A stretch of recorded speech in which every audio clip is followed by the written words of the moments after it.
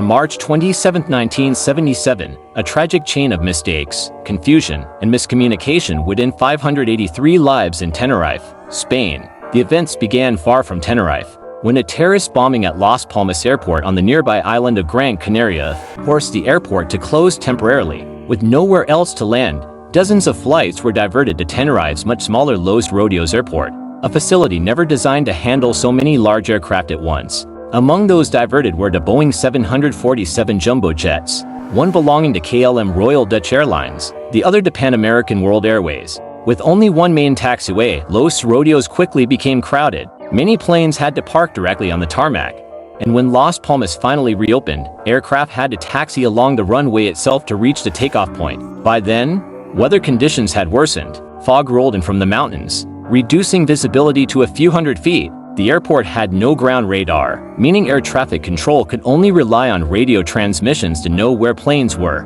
The KLM 747, commanded by Captain Jacob Veldhuizen van Zanten, taxied to the very end of the runway to prepare for takeoff. The Pan AM 747, under Captain Victor Grubbs, was still taxiing down the runway and had been instructed to exit via a taxiway before the KLM began its takeoff roll. But communication was unclear. Radio chatter overlapped. The KLM crew believed they'd been cleared for takeoff when, in fact, air traffic control had only told them to stand by. At 5:06 p.m., the KLM captain pushed the throttles forward, accelerating down the runway. The Pan Am plane was still ahead, moving slowly toward its assigned taxiway exit. In the dense fog, neither crew could see the other until it was far too late. The Pan Am crew suddenly spotted the lights of the KLM emerging from the mist. "There he is!" one of them shouted, but they had no time to move clear. The KLM captain pulled back hard on the controls in a desperate attempt to lift off early, but the lower fuselage and engine struck the top of the Pan Am, tearing it apart and bursting both planes into flames.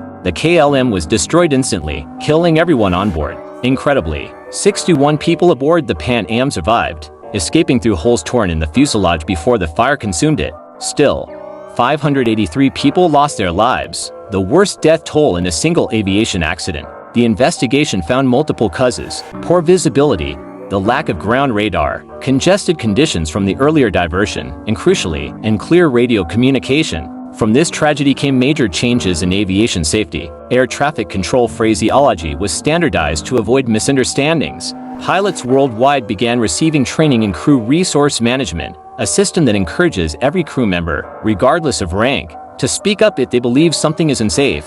These lessons have saved countless lives since.